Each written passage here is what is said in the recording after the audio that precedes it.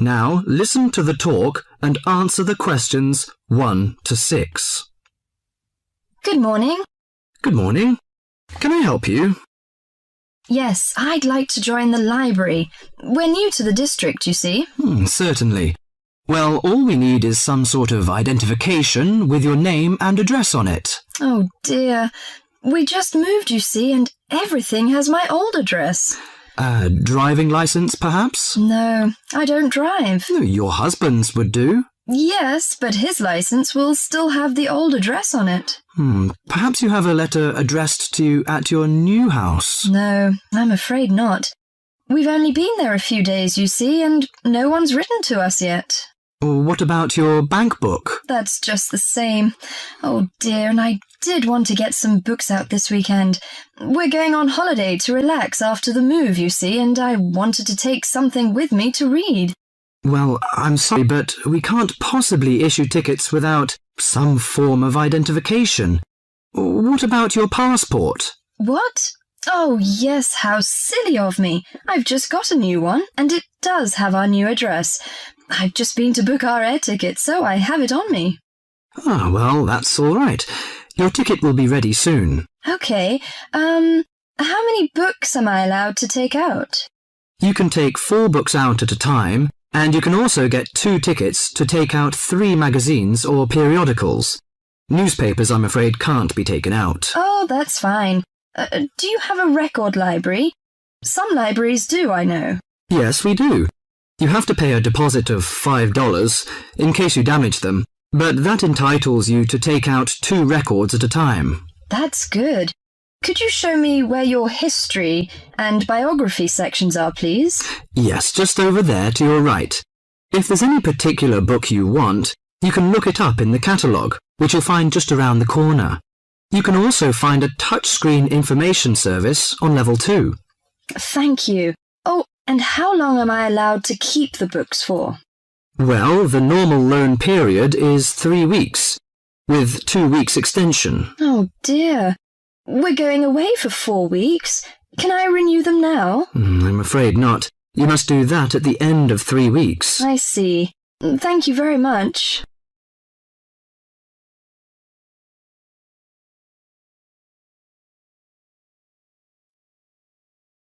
Now listen to the talk and answer the questions 7 to 10. Well, let's go into some details. Your name, please, madam? My name is Barbara. The surname is Cooper. It's spelt as Cooper. Fine. And what's your contact number? If we have new books coming, we can contact you in time.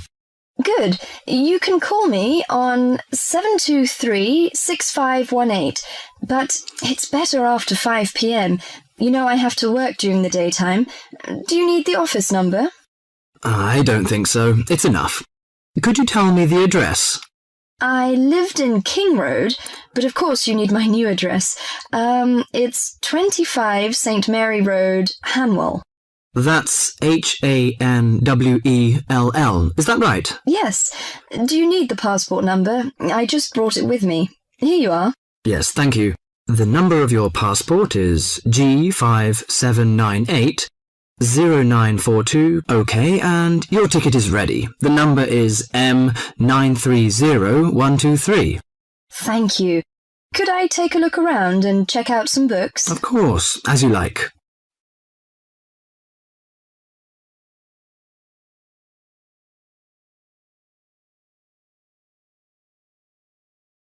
Now listen to the tape and answer questions 11 to 15. Hi, I am your counsellor for this year. Today, we will visit the facilities available to you on our campus. As students, you should take advantage of everything you have available to you. How many of you like sports? Well, I hope most of you do, because our school has great sports facilities. We have an indoor gym with state-of-the-art equipment. First, I want to tell you about our basketball facilities. There are 2 basketball courts. Both are full court and open for student use. We offer basketball leagues that all students are invited to join. Just sign up with a team. Usually, there are games on the courts, but during league time, only the teams are allowed to use the courts. The basketball courts are open 24 hours a day. If you want a job, you can be a referee at the games. Next, I want to tell you about the tennis facilities. We have 5 tennis courts available for student use. The tennis courts are open every day, 8 a.m. until 10 in the evening. You should call ahead to reserve a court because they are very popular and can often be booked weeks in advance. There are rackets and balls available for rent at the front desk of the courts. There is an Olympic-sized swimming pool that is open for students and the general public. There are also showers and locker rooms available. The swimming pool is open every day, 9 a.m. until 7 in the evening. There are openings for the position of lifeguards, so if you are looking for a job in the sun, this might be good for you.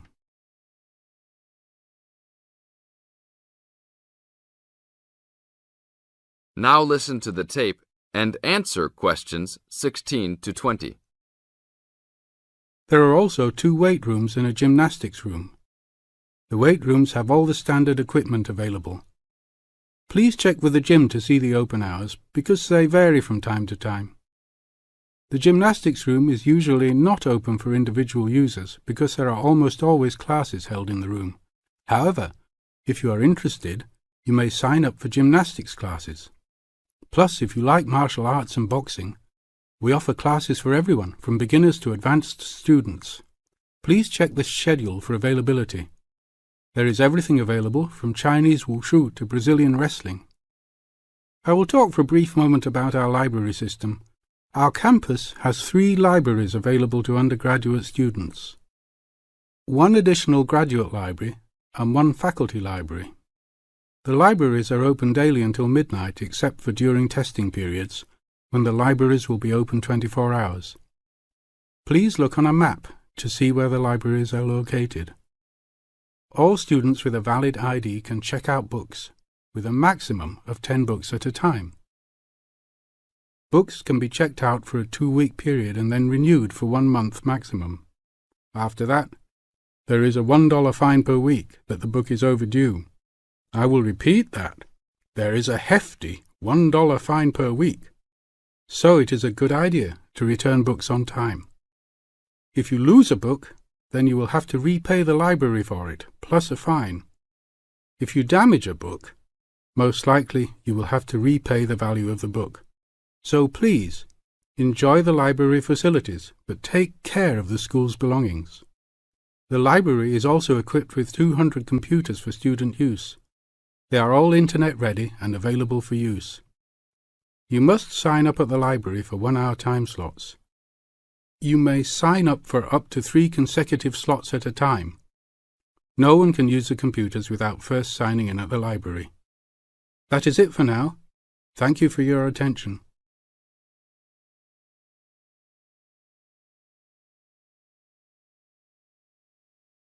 Now listen carefully and answer questions 21 to 26. So, what was it like in your school then, Lynn? Well, South African schools are very different from schools in Australia. For a start, children don't start their schooling until they are 7, quite a bit later than schools in Australia. What about New Zealand, Gail? We're more like Australia.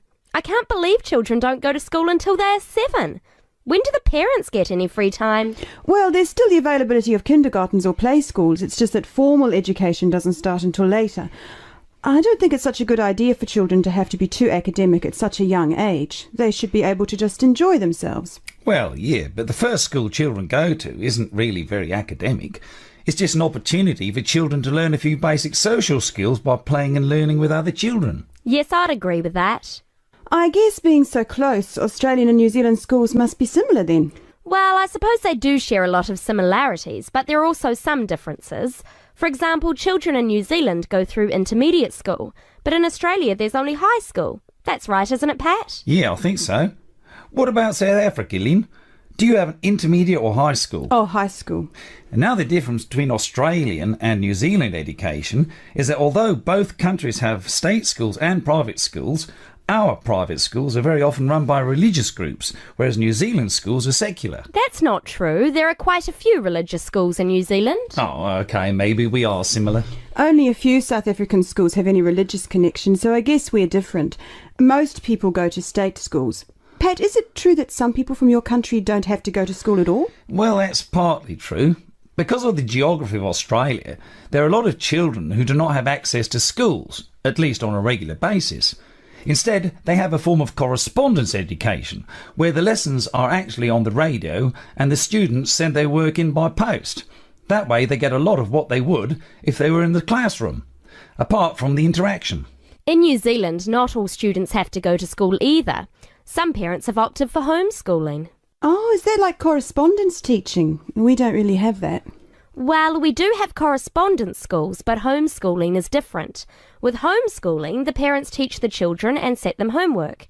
They have to present a syllabus to their local education authority before they can do that, but it is becoming a more popular choice for some parents.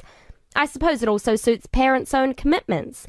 I mean, they don't have to worry about collecting their children from school, and they can always teach over the weekend or in the evening if they want to. Is the school day normally quite long then?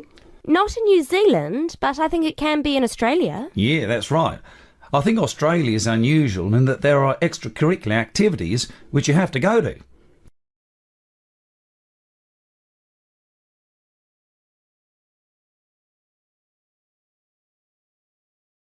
Now listen and answer questions 27 to 30.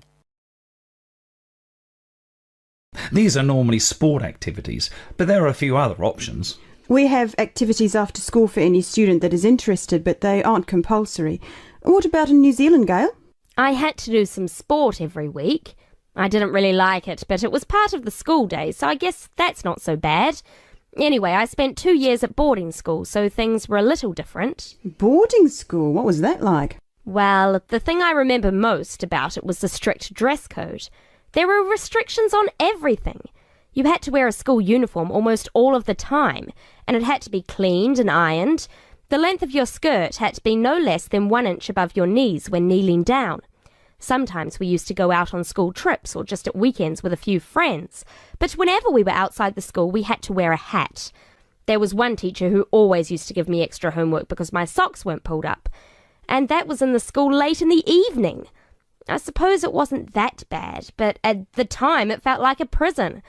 I kept getting into trouble for something. Most of the time I forgot something, normally my school badge. We had to wear that all the time, in the school and out, because it had our house colours on it. Wow, that doesn't sound like much fun. No, but it was a good education, I suppose.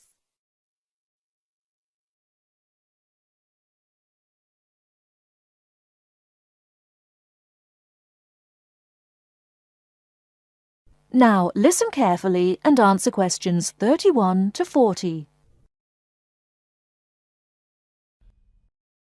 Tom, where are you going? To the post office. I'm going to send some packets to Leeds. Do you know the best way to send them? Well, if your need is for a record of posting and delivery rather than compensation for loss, recorded delivery is particularly suitable for sending documents and papers of little or no monetary value. Well, what can we send for recorded delivery? All kinds of inland postal packets except parcels, airway and railway letters and parcels. The service does not apply to mail for the Irish Republic. I see. How do I post them? You should get a certificate of posting form from the container in the post office and follow the instructions shown on the reverse. The certificate will be your record of posting. Can I send anything in the post? No, you can't. You must not send banknotes, currency notes, and some valuable things because there is no special handling in the post. Recorded delivery mail is carried with the ordinary unregistered post, and there is no special security treatment. How do we use recorded delivery? Well, when your letter or packet is delivered, it is signed for by the recipient and a record is kept by the post office.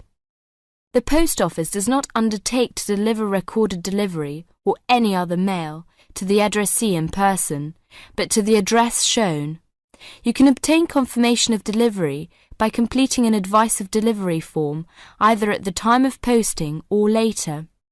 This form will be signed by a post office official, not by the addressee of the recipient.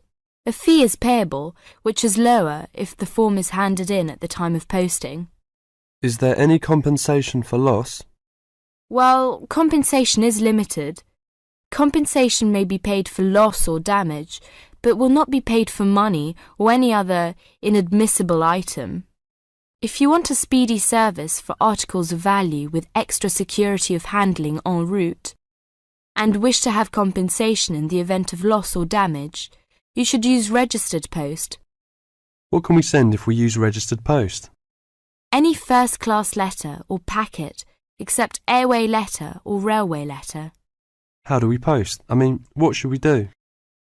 Well, you should make sure that the packet is made up in a strong cover and then it is fastened with wax, gum or other adhesive substance.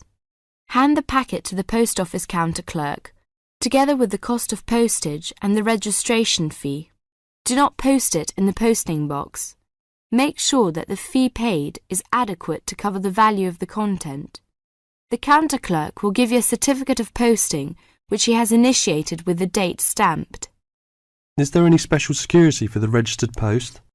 Yes, all registered mail receives special security treatment. Packing is very important because registration is not in itself a safeguard against damage. The contents of registered packets must be adequately packed. How do we pack then? Do we have to use special envelope? Yes, you have to send the articles in one of the registered letter envelopes sold by the post office.